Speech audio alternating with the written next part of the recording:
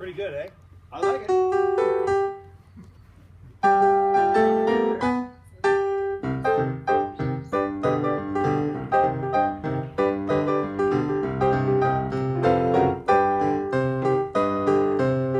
Hello, hello. Front Porch Show. Away we go.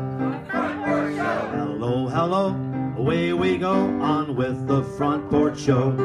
It's Dynamo. Front Porch Show. Apropos. Front Porch Show. Dynamo. Apropos on with the Front Porch Show.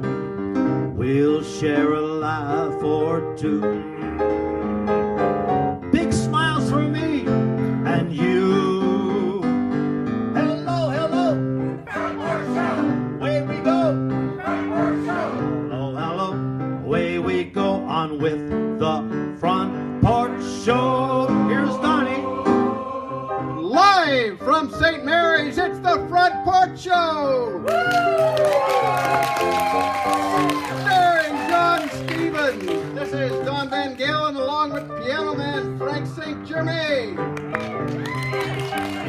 Join John and his guest, author Donna Fawcett. Music producer Sean Kemp. Isa Wardorfa of the Multicultural Association. Special musical guest, Kevin LaLiberte. And our regular features, community calendar and alternate facts. All today on the Front Porch Show. Hello, hello. Front Porch Show. We're set to go. Front Porch Show. Hello, hello. We're set to go on with the Front Porch Show.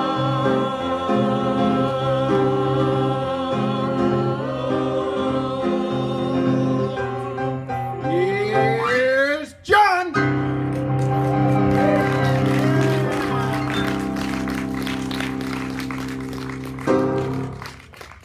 Hey, Johnny.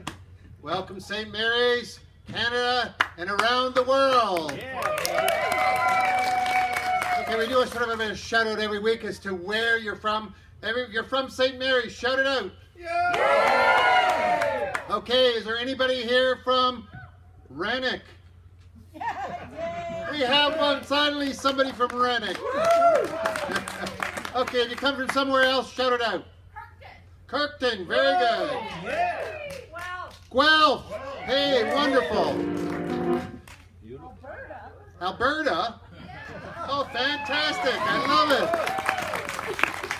it. Okay, just to let you know how far some people are watching this live. Last week, Gord Barnett in Prince Albert, Saskatchewan. Gord, if you're watching tonight, hello. Christine Blair from London. Tony Barton. Do we pronounce it Norwich or Norwich? Norwich. Norwich. Okay, because in England we pronounce Norwich. Melanie Early from Stratford. Kevin Johnson from Renfrew, Ontario. Lolita Norton from Toronto. And of course, Jada and her family from Istanbul, Turkey.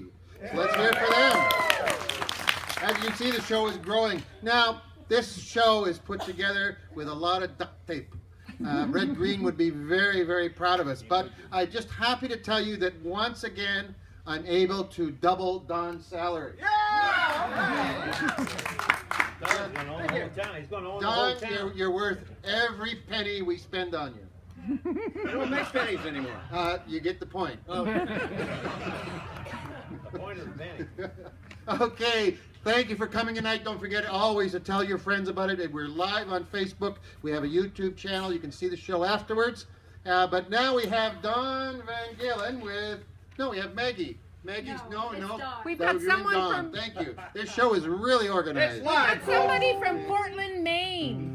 Who's from Portland, Portland, Maine, online. Oh, they're online. Yeah. Portland, Maine. Let's Yes, hear it. Monica. Fantastic. We've gone international. Hello, Portland. No, we're already international. Istanbul, Turkey.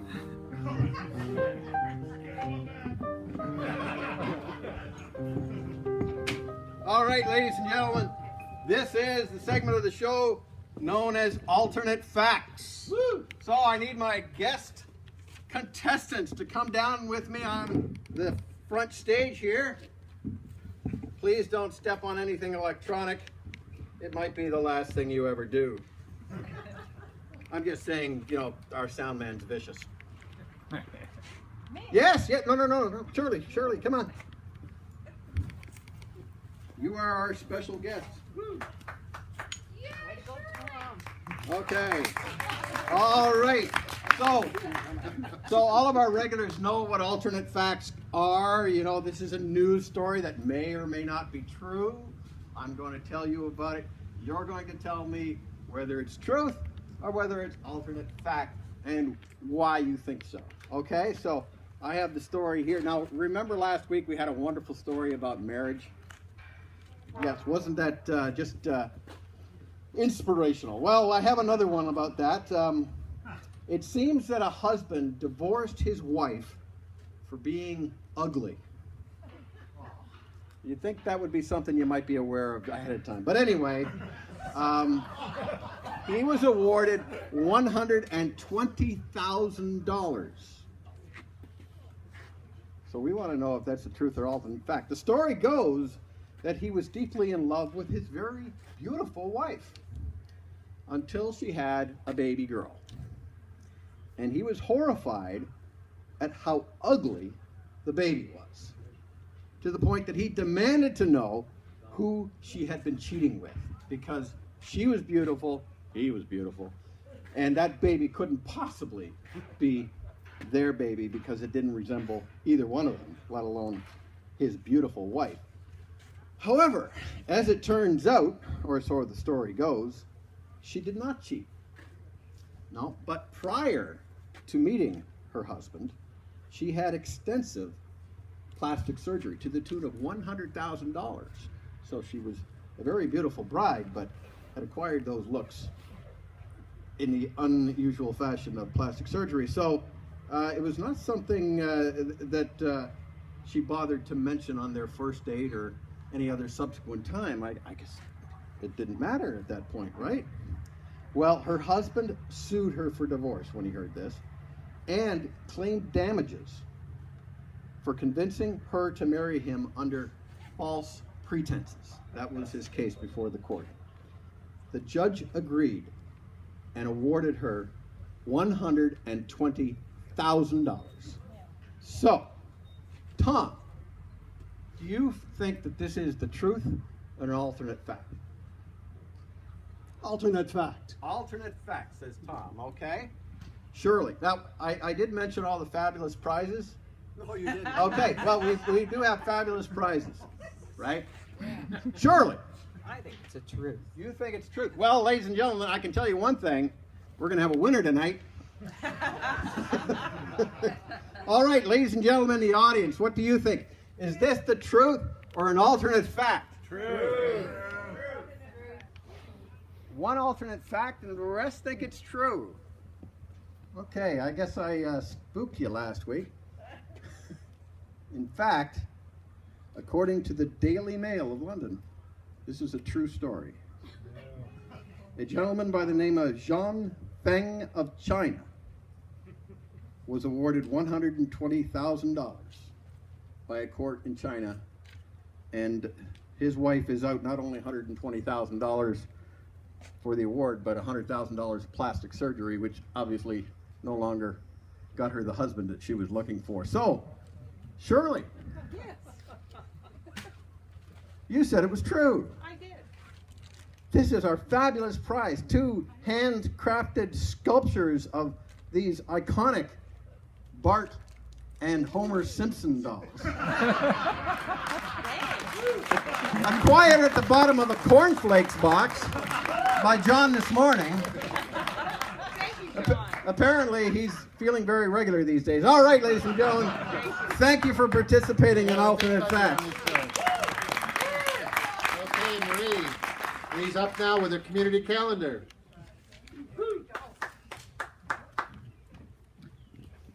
Thank you, Don. This week's St. Mary's Community Calendar. Next Saturday, August 5th from 8 a.m. to noon. Then check out what's growing at the St. Mary's Farmers Market. Also on Saturday at Milt Dunnell Field, right across the river, is the annual Multicultural Festival to be held from 1 to 9 p.m. There will be live music, ethnic food, face painting, touch the truck, bouncy castle, and many more activities to celebrate Canada 150. On Sunday, August 6th, the Windmill Family Campground is holding their 21st annual Classic and Antique Car Show from noon to 4 p.m.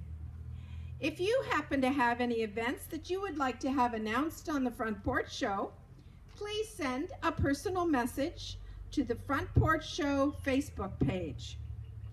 And next Sunday, August 6th, the Front Porch Show will have Peter Allen Rice and Corduroy Gordon. Bring your lawn chairs early. The pre-show warm-up starts at 6:45 p.m. or watch us live on Facebook at 7 or later on YouTube. Have a great week, everyone. Thank you.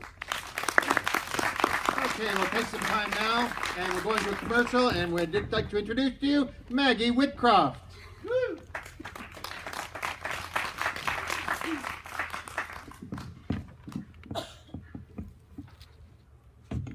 Hello, I'm Maggie at the Social Link. Are you a small business owner that's not quite sure how to use Facebook for business? Do you know what online marketing is? Maybe you don't have a business page yet, or maybe you don't know how to create one. Or maybe you have a Facebook page, but you just don't have the time to do it. Or even research how. Have you ever done a Google search and you get so many hits and you just don't know how to cut through all that noise? Well, do I have a solution for you? I offer a 6-week challenge for you to learn an easy, simple, step-by-step plan to learn how to grow your business using Facebook for Business. I'm going to ask you, if you don't know how to do this yet, I'm going to take you from I have no idea how to do this to yeah, I got this. I'm going to take the big what of what you do and I'm going to turn it into how. So you can find me online at www.thesociallink.ca, or you can find me on Facebook, find me on Twitter, and on Pinterest. Thank you. Thank you, Maggie. Our first guest is Donna Fawcett. When she isn't busy working locally at Die Best Pumps, she writes. She's the author of 7 books and has written stories in various versions of Chicken Soup for the Soul. Although a retired Fanshawe creative writing teacher, she loves to help others with the craft of writing. Here she is, Donna Fawcett. Good to see you. Okay, and let's have a look at the Chicken Soup for the Soul. Okay, this is one of the ones she has written. There we go. The cat really did that. Is that the latest one? That's the latest one. That's the latest one. Okay, wonderful. And actually, I met Donna not long ago, but 2 or 3 years ago, because we happened to be in the same book, the one of the Christmas in Canada. Yep. And I looked up, and voila, there's Donna, another person from. Well, you didn't put Rannoch. No, I know. I'm officially St. Mary's address. Yeah, so I phoned her up and said, okay, there you go. There's somebody from St. Mary's. So when did you start writing? Oh, when I was in grade 12, I had my English teacher tell me that if I did nothing else, I should write. So from that point on, I started to dabble in it. And about 20 years ago, I started taking it more seriously. So you started your first novel. What prompted you to do that? I always have stories going through my head. It initially started out, I wanted to be able to sleep at night, so I had to put the stories down on paper so I could sleep. And some of them were big enough that I thought, well, okay, we'll move into the novel phase, and it just kind of went from there. When you write a novel, how much of the novel do you have in your mind before you start writing? In other words, does it change as you write it, and if so, in what ways? Well, I tend to map my novels out. I have in my office, on the back of the office door, I take wrapping paper, turn it over, tape it to the office door, and I begin to write the plot in point form from beginning to end. I start with the conflict and resolution, so I have to know what the problem is, and I have to know how it ends. That's my very first step. I then do about 60 questions to form one character. So ask all kinds of things to make this person come alive. That's outlined, and I do that for every character before any word is written in novel form. When the setting is mapped out and the plot is mapped out and the characters are mapped out and everything that I can think of that I need to know, all the research is done, then I begin to write. Oh, amazing. It almost sounds like paint by number. You have to put all the lines Yes. in Yes. and then go back and start putting all the colors in. Yes. How important is editing in the writing process? Oh, it depends on how professional a writer wants to look. I used to tell my Fanshawe students that an editor keeps a writer from looking stupid in print. So I would say editing is the lifeblood of the book. It's what differentiates between an okay book and a great book. A writer cannot possibly see all the mistakes. So an editor comes along with an unbiased eye, and they find what the writer doesn't find, and they fix it. So they're probably more important than the writer. It's sort of like a wife at times then. Yeah. Finds all the mistakes in the husband. I know. Hey, it goes both ways there, buddy. You write for a niche market, Christian literature. Does that put any limitations on your style? Well, I actually started in the secular magazine market, so the style was formed there. That's where I learned how to write tight, clean. Expanding for novel was interesting because you have to add words. Magazine writing, you have to take out words. The only thing that really changed moving from magazine market in the secular world to Christian market was the religion element. The writing style stayed the same. The audience is different. That's about it. So, how did you get in Chicken Soup for the Soul in the first place? I actually read the guidelines. Beginning writers often think guidelines are guidelines. They're actually commandments. And I read the guidelines, saw how they wanted to write, how they wanted the story written. They have a list of content. So I followed their rules and I submitted the story.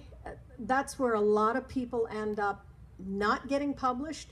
They do everything and they come to that moment where they hit send and they don't hit send because it's too scary.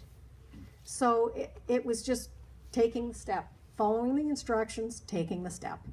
So.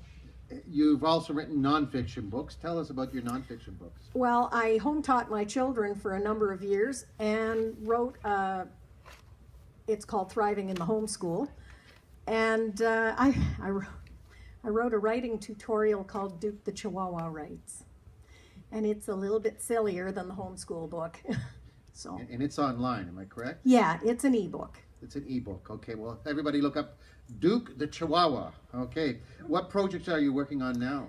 I'm still working through Chicken Soup for the Soul. When they come up with topics, I go through my memory bank and see if I have anything that fits. I'm also working with Pathfinder Books Publishing, and they are at present doing a collection of stories of Métis historical figures. So I've written 2 stories, one about Henry Budd and one about Peter Erasmus, and right now I'm just working on the Battle of Seven Oaks and the Pemmican Wars. So, Okay. What advice would you give somebody starting out as a writer? get an education. Writing isn't just something that you do because you want to write. I equate it to medical school. I don't want a doctor looking after me who's performing surgery just because he wants to and has never gone to school for it. It's the same thing. There are certain protocols that are either going to make or break your writing career. And if you don't approach an editor the proper way, if you don't approach a publication the proper way, you're going to end up sabotaging your career. So learn how, whether it's an online course, whether it's you actually go back to university. I took a number of online courses through the University of Connecticut. they have a Long Ridge Writers Group education. So I ended up getting university certificates for writing. Okay. Where can somebody get copies of your books? DonnaFawcett.com. Okay. And I know some of the chicken soups tend to be in some of the grocery stores. Yep, yep. Depending on, well, I know that when we had the Christmas in Canada one, I told the owner of the Independent, and he made sure he got some in. So, but DonnaFawcett.com. Yes. Okay, that's great. Well, thank you very much for appearing on the show. Thank you very hope to have you much. back sometime in the future. It'd be great. I would love to. Okay, thank Thanks, you. John. Okay, we're now going to go to our second commercial. It's Marlene Foreman from Cascade Cleaners.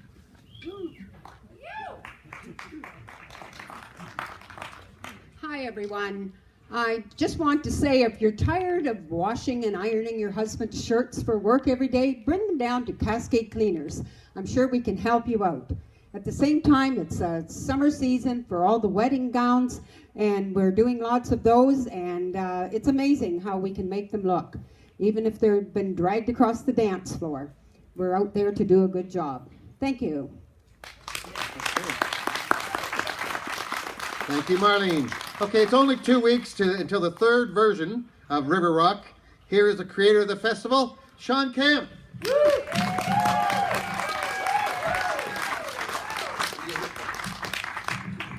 Amazing posters you come up with. Who does your posters, Sean? Mandy Verge. Oh, exceptional. Wonderful, wonderful artist. Wonderful artist. You're right there. Okay, a festival on your farm near St. Mary's. I think my first question is, are you crazy? Yeah, it's a lot of work to do this thing for sure. It's something that starts 6 months in advance and just keeps on rolling right through, right up until the day of and the day after with cleanup. So it is a massive, massive undertaking. And what made you say, okay, I'm going to do it? Well, I did. Sorry, can you hear me now? Usually nobody has a problem hearing me, so that's why I didn't wonder. I was going to say, as far as the location and what made me undertake this whole thing, I attended festivals for years and years, everything from large festivals like Bonnaroo, right down to Hillside Music Festival in Guelph. And I would say Hillside itself is probably one of the ones I model this after the most. It's a wonderful eco-conscious festival that's been running for, I believe it's almost 40 years now, in Guelph at the conservation area. And I decided the location out there is absolutely unique. It's absolutely beautiful. I mean, there's not too many festivals you drive down a gravel road and you just come upon an undertaking that happens out there every year, and this is year 3. Okay. Who's on your lineup this year? Well, we have quite an eclectic lineup as we do every year, but I'd say this year is probably the most solid we've had yet. We have everything from award-winning The Marrieds and Broomsticks and Hammers, straight out rock and roll to great harmonies. We have My Father's Son, which is an outstanding upcoming band with severe talent.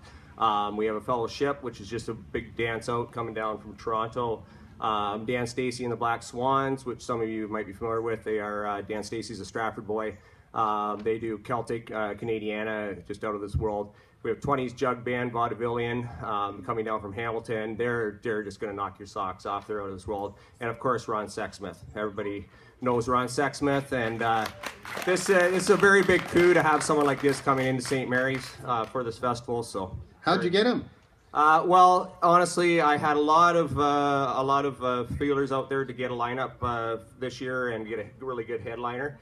And it was upon suggestion from everybody knows Em Greiner, a very good friend, and kind of got it pushed along. She's the one who told me that Ron had relocated to Stratford and that I should approach him. So, of course, that's how it started. And then, of course, everything, the agents took over and the managers took over from there. But, yes. Great. River Rock is much more than just a music festival, though. In what ways? Absolutely. We have over 20 artisan vendors, clothing vendors on site. I could list them all off, but I think, going on the riverrockfestival.rocks is a good way to see what's going on. But we have tons and tons of great vendors out there. This year we brought in workshops. We have everything from yoga workshops. We have block printing workshops. We have circular weaving workshops. It's on and on. We have a very expanded food section this year. We have everything coming in from the newest Roly Poly restaurant in London. It's called Roly Poly. It's right down Dundas. Fantastic restaurant. We have Lynn River Farms coming in with some great organic foods. We have Grounded coming in from Stratford. So we have a huge food. The food portion's really grown this year, so it's fantastic. And then of course we have the kids area. So all kids 12 and under are free. We have kids area hosted by the library, as well as the St. Mary's Museum's involved with it as well. Plenty of activities. You take pride in River Rock being as environmentally friendly as possible. What are some of the things you do to do that? Well, since day one, we have had cups, reusable cups on site for purchase, so they can be used for the coffee. They can be used for the beer. It's fully licensed. We have Black Swan Breweries. We have Twin Pines Cider come in. So these mugs, so that we don't have any, we do not have we have free water on site for all of our attendees, so we do not have bottled water allowed on site. And then we have a recycle booth, compost booth. We also try to use reusable and compostable materials, and really is a big incentive of our festival. Marie and I went last year, and we just loved it. If you can go. It's a great festival. Last year was a bit of a rain thing, but it's not going to happen this year. It's going to be beautiful, just like tonight. But if you can go, it's really a great place to go. Any vision of where you want this to eventually lead you? Well, I just think, really, honestly, it's great just to see where we've come with this. It's a festival that started off basically with a bunch of friends out on the property and a few bands on a homemade stage. And where we've come now to say that we have someone like Ron Sexsmith coming in to do this festival, and we have people coming in from everywhere, from Toronto to Kitchener, across the area. The buzz is everywhere in London, Stratford. It's become a very well-known festival in the area and a very well-respected festival. So I think that's where we go next. That's something yet to be seen. So we're very happy where we're at. Okay, Sean, let's go through the details just to wind things up then. The date? August 12th. Okay, the times? 12 till 10 p.m. Okay, who is performing when? Well, we've got to say again, good to go on to riverrockfestival.rocks to get that information. Okay. But we do start off with an open mic hosted by Kevin Graham and band. A lot of local musicians playing at that. That starts at noon hour. Vaudevillian at 1, and then Ron Sexsmith is the final performer at 8:45 stage time. Okay, cost? $35, and it's you can get tickets in town here. Pass it on. Snapping Turtle Coffee Roasters, they are also going to be on site, and obviously everyone knows them and they're fantastic. And also Deepwater's Music, or you can get it online on the website. Okay, can you get them at the gate? You can get them at the gate. They're $40 at the gate, so, okay, so get them early. Yeah, get them early. A lot of good people in St. Mary's to get them from, or online. That's great. Anything else we'd know? Yeah, I think I'd really just like to focus on the bus. We do run a shuttle bus from St. Mary's. It is a free shuttle bus. Runs from Canadian Tire starting at 11:30 a.m. in the morning and does a circuit every 2 hours from town. There's no charge for that, so get on the bus. You'd be silly to drive out. We do have parking on site, but with the amount of people coming in from out of town, that parking gets filled pretty quick. So take the bus, or by all means, bike out, hike out. It's only 2 kilometers down the road. So. Okay. Beautiful. Thank you very much for coming here, John. Thank you. Okay, we're going to do a commercial now, and I'd like to do a shout out to the ladies in the balcony. How are you? Good to see you. We actually have a balcony at the Front Porch Show. And here's Mary Vandenberg for Sunrays. Hi everyone, it's Mary Vandenberg here, and along with my husband Casey, we own Sunrays downtown St. Mary's, 113 Queen Street East. It's the big yellow building downtown. You can't miss us. So this is my second time on this show. First time I concentrated on showing you some of our unique socks that were like Donald Trump and Justin Trudeau. Today I want to focus on just a little bit of our Canadiana t-shirts for men. So I'm just going to show you a couple here. So we have the Canadian Beaver with the 150 on the top. And then we have those that are Batman fans. We have the Canadian symbol on the Batman t-shirt. This has actually been one of our top sellers. This is specifically, I think, for St. Mary's. Beer and hockey, hockey and beer, coming from a hockey town. And Great White North. I love the color in this one. This one's been very popular also. And Strong to the Finish, any Popeye fans out there. And for those who like to wear a t-shirt and support Canada, but don't want a lot of color, this is a beaver and it's black on black. So that way you can be Canadian and support it without having to have something flashy on you. Now, my all-time favorite one was this one, with the Canadian bear wearing the t-shirt. So that is my all-time favorite. So just want to let you know also that we are proud to be a part of the River Rock Festival with Sean. This is our second year there, and we're going to be featuring our festival wear that day. So it'll be something great. Come check it out. And for everybody who's here today, at the end of the show, I'm going to see you, and I will have a special coupon for everybody. So it just shows you that it pays to come to the Front Porch Show.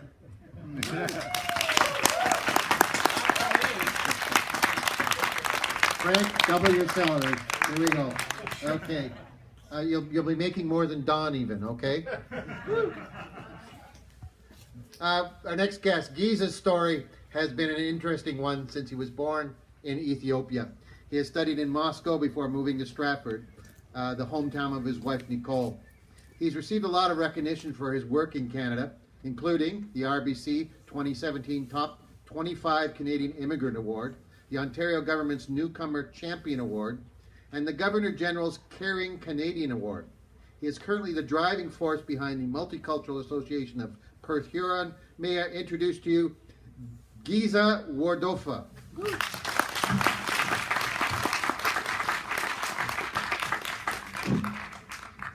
It took me a lot of practice just to say your first name. Did I say the last name okay? Yes. Okay. Yeah. Let's get your microphone in here. Prior to coming to this area, you worked with the United Nations and in refugee camps. What did you do? First I want to say thank you very much, you guys. This is one of my favorite towns, St. Mary. Sometimes I'm coming with my wife, with my family for dinner. Wonderful community. First, thank you very much for all of you guys. I used to work for United Nations, helping newcomers, refugee. Most of the time I used to work with the Middle East like Tajikistan, Kyrgyzstan, Afghanistan, and also Iraqi, Iran, and also the part of Africa from Congo and Ethiopian refugee, Right. helping and finding a job, asylum seeker, and through Canadian Embassy in Moscow, we used to work with a resettlement program. Right. When you came to Stratford, what prompted you to start a multicultural association? Oh, really? By nature, I love to help. By nature, I love to help. I love to support everybody. And for me, when I came the first time, there is no any newcomers association or any resettlement program. And then I start to start this business. To help others, like paperwork, how do you feel, driver license, how to get.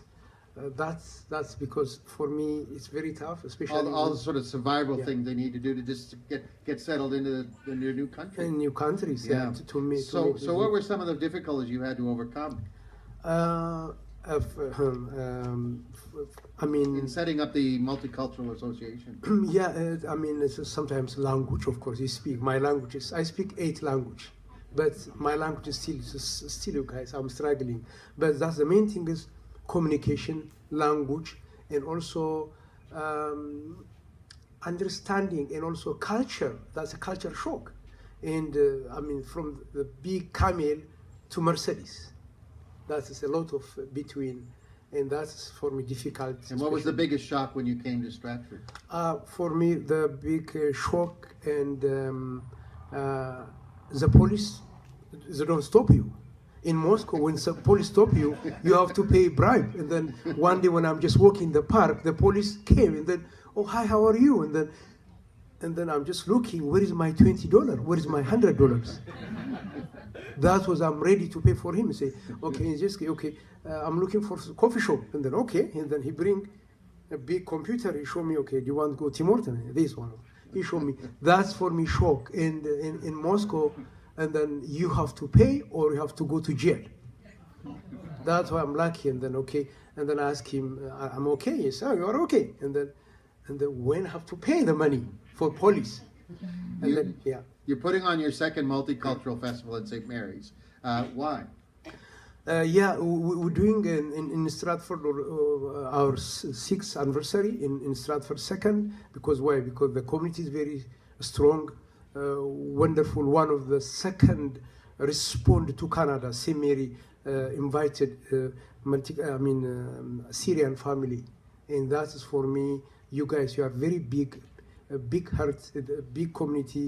You are more support. That's why I love to give back for community to support this area. We have almost 69 newcomers living, you don't believe me, in St. Mary. Wow. And then this is from all of the world. And that's why we just, we're doing sometime get together. That's what we're doing. And then to say thank you for community. There is nothing, they are very welcome. So what kind of things are going to happen at this festival next week? Yeah, we're doing, we have a flyer all in town. Yeah, we have music, African music from Jamaica, and also from Stratford, Torn and Rose, and also Latin music, Ethiopian. Oh. And then we have ethnic food, and also local vendor. If you have any, you guys, if you need vendor, just welcome, you can ask me. And then it's no cost, $5, donation. If not, we don't need. But just welcome to come And to the see. food was really good. Okay, well, let's go over the things that people need to know. First, the date of your multicultural festival. It will be August 5th, next Saturday. Next Saturday, okay. Starting And from, where is it? By flat. Okay, the flats are Milt Dunnell Field. Okay, flat. And what time does it start? Starting 1 o'clock. 1 o'clock, and it goes until? Till 9 o'clock. Until 9 o'clock. Yeah. Okay, and when is the music on? The music is starting, we have starting 1:30 starting at Prayer First Nation music, and then around 1:45 officially music starting. And so it's absolutely free. You can make a donation. Absolutely. And the food, I've ate the food. Everybody knows me. I like food. Yeah.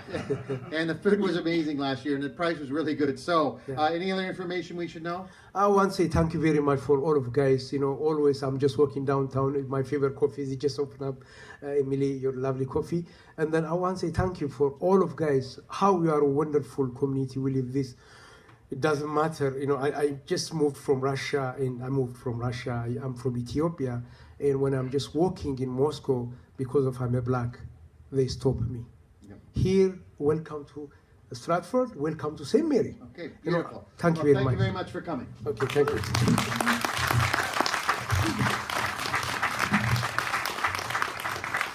Not just walk out. It's the Front Porch Show. Very informal. In fact, if anybody wants to be here, just come on down. Our next guest, Kevin La Liberté, has played guitar all around the world. He's been nominated for Juno Awards. He has appeared on The Tonight Show and is one of the founders of the Sultan of String. But most important, he's in St. Mary's today visiting his parents, Don and Gabe. Here he is playing The Hills of Green.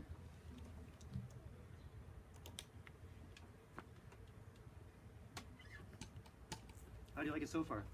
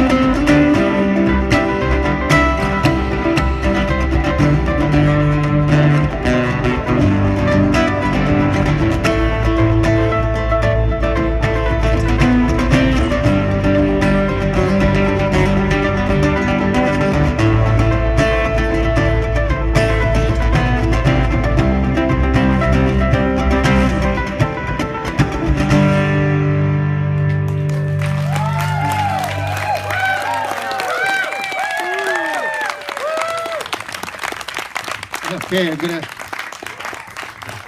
invite Don up here as well, your dad. Okay. When did your musical journey start? Well, about 8 o'clock this morning, I got up and we hopped in the car and... Oh, you mean in sound and music. I remember at my dad's parents' place, being very small and monkeying around on the piano. I had no idea what I was doing, but just really being drawn to making sound. So that's probably when it started. Yeah, he wanted to play my dad's banjo, and he was too small for that. He couldn't reach all the way. So we got him a banjo ukulele, and we found a lady that lived outside of Stratford that taught music for fun. And we lined him up and took him out there, and he started learning from her. Oh, great. Fantastic. Okay, so at the beginning, how difficult was it to listen to it? Well, it wasn't bad at all because a banjo ukulele isn't that loud. Like there's no amplifiers, right? That came later. How about now? Huh? Okay, when did you know that Kevin was more than the average guitar player? Well, when his music teacher kept saying that, he's really talented. He's really talented. I figured she wanted us to pay for more lessons, right? But no, and then she started having him come for lessons, and he would stay an extra half hour or an extra hour and show other students. So then we started getting the idea that he knew what he was doing, and she was impressed what he was doing. So that sort of set it off. Great. Kevin, when did you realize that you were able to make your living through music? I just want to say that I'm actually learning stuff here tonight as well. Like I had no idea. My dad knows more about me than I do, so it's always informative. Sorry, what was the question? The question is, when did you realize? You took an engineering degree, but when did you realize that, you need an engineering degree to work all this stuff. When did you realize that music was your living? Well, there's two answers to that question. One is I'm still kind of waiting for that answer. But the longer answer is that I guess the turning point was probably when I started touring with Jesse Cook, which would have been in 1999. Yeah, towards the end of '99. And I was, like you said, I had a degree in engineering, so I was working full time, writing computer code, and got invited to tour with Jesse. So I did both for a while. And it was clear that you can't do both. you can't have a day job from 9 to 5 days a week, and be constantly asking your boss to take the next 4 days off because you're going to California to play some festival somewhere. So I had to make a choice, and my boss at work said, "You don't really want to be here, do you?" And I kind of went, "Yeah, no, I don't actually." And so that was that. So I made the choice, and there was enough, momentum or whatever to keep it going. And now it's 17 years later. I don't know how that happened. As a parent, what have been some of the proud moments as a dad? Well, some of the venues that he's played at, playing with symphony orchestras in various places, going to the World Cup in Africa, and the Pan Am Games in Mexico, and so he played as part of the ceremonies and so on there. So that was some highlights. Okay, great. You appeared on some U.S. network television shows. You should really come with me like all the time, because you're way better at this than I am. You've been on some U.S. network television shows like The Tonight Show? Right, The Tonight Show. So this was a few generations ago, back when Jay Leno was the host. So I was, this was in my Jesse Cook days. I was playing with him, and he had done a recording with Charlotte Church. You know who she is? She was... I haven't followed her career since, but she was this amazing sort of, child prodigy. Anyway, so we played the Tonight Show, and it was, I'll never forget, so we pull into the, this television studio in Burbank, California, and we pull up to Studio A, whatever it was, and there's like a dozen parking spots, and then there's one that's empty, like right by the stage door, that says Jay Leno on it. And we're just hanging around outside. We had done our sound check, and of course Jay shows up only when he's needed. He's not going to spend all day there. He's got his cars to polish and stuff like that. But so he comes roaring around the corner in this, 1950s, some kind of, name a fancy 1950s sports car, a Thunderbird or something. I don't know. I don't know what it was. He's got about 1,000 of them. So he drives a different car to work every day of the year or something. Anyway, he pulls up in this spiffy sports car and hops out and sees the 3 or 4 of us who were standing outside just soaking up the sun, waiting for the show to start. And we're all dressed in black. Out of his car, and without missing a beat, he just looks at us and goes, "Oh, you guys all go to the same tailor?" Now, how does your experience with the Tonight Show compare with the Front Porch Show? Well, I have to say, Jay Leno didn't put me up in his house, so I think you guys have that beat. Did he buy you pizza? He did not, actually. Did he allow your daughter to be part of the show? See, no. Again, no. Well, she wasn't around then, but... Okay, very good. Well, did he pay you more than I'm paying you? I don't actually remember. You're getting the same wage as Van Galen, okay? As long as it's equitable, it's good. Tell me about Sultans of String. Sultans of String is a band that Chris McCool and I put together, I don't know, 15 years ago, something like that. So we met, doing sort of pickup jazz gigs here and there in Toronto, and realized that we both had a real spark for world music. So, music from different parts of the planet, different cultures, sort of combining them and, hopefully making something that's new and different. So we started working together as a duo, just making stuff up in restaurants in Toronto. We'd get hired for, $75 to go and play in some restaurant, and we would just make stuff up for 3 hours and record the whole thing, and then go back after the fact. And he kept saying, okay, well, let's take it to the next step. So we started with these little song ideas. We made our first album. Oh, hey, let's bring some more people on board to make it a bigger thing. And that's led to, 15 years later, we're touring all over the place. We're playing, as my dad and the guy with the bigger brain mentioned over here, playing with symphony orchestras and festival stages all over the world. So it's pretty cool. It's been a really fun journey. Okay, we want to get back to your music. So where can we get your music? Speaking of your music, where can we get it? Well, it's funny you would mention that, because there's a table right over here. Not to be a shameless self-promoter or anything. Really? Yeah. I don't know if you noticed that, but No. I don't know how it got there. I really don't. Anyway, so I do have some CDs. What a coincidence. Also online, kevinlaliberte.com. You can also check out sultansofstring.com.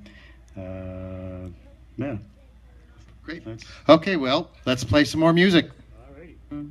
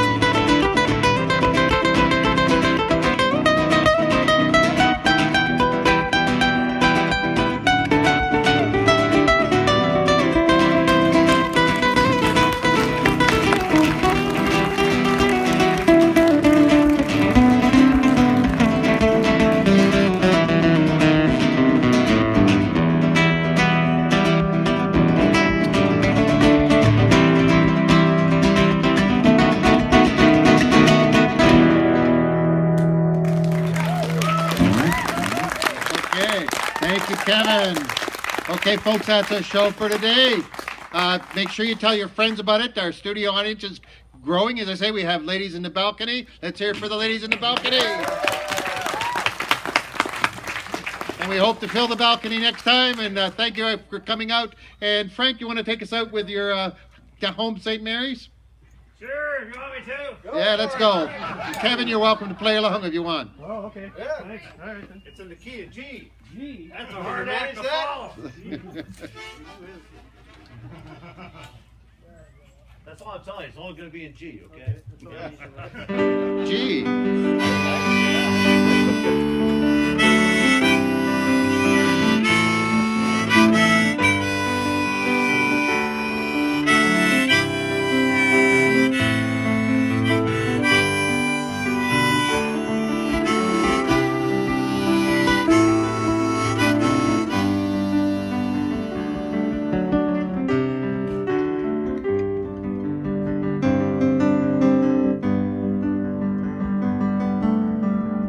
I was born in Ontario, a place to stand, a place to grow.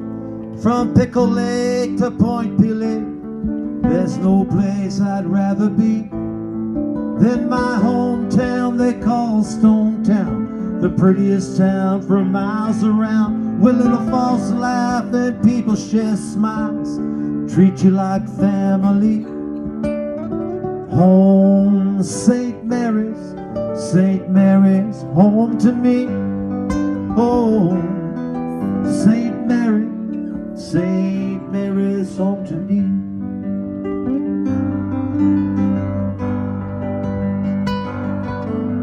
Can't count the times I've been amazed. I've been blessed, how God is great. I was led to this special place. It's quite a mystery. Anyone can be a friend. Farmers' fields, they never end. Through it all flows the mighty Thames. What a sight to see, you know it. Home, St. Mary, St. Mary, home to me. Oh, St. Mary's, St. Mary's, home to me. A little louder. Home, St. Mary's, St. Mary's, home to me. St. Mary's, St. Mary's, home to me. Couple of Frenchmen there. You ready for a little solo?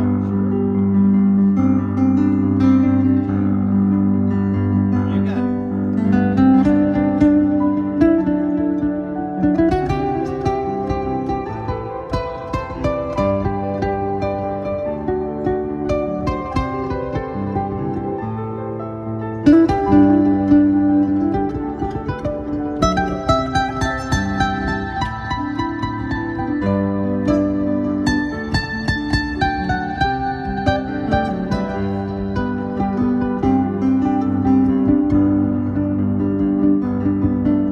I've left behind me many miles on old highways, on dusted trails. When times got rough, when all else failed, I knew where I should be.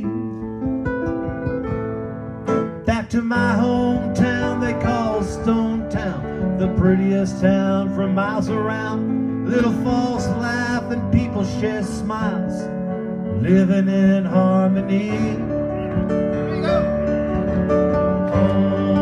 St. Mary, St. Mary's, home to me. Oh,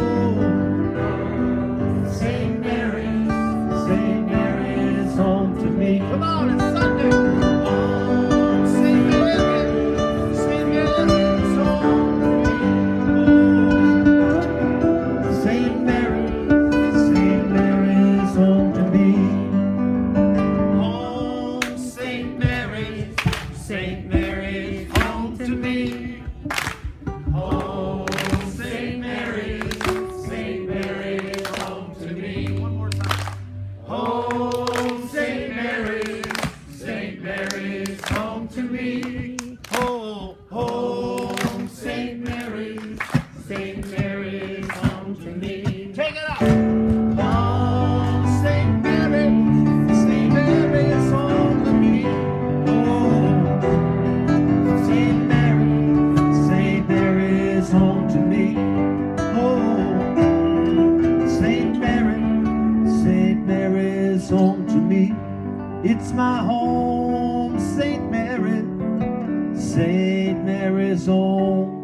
to me.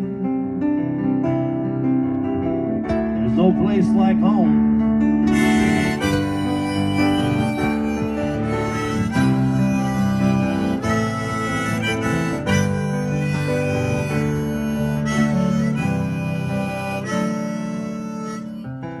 Thank you, everybody. God bless y'all.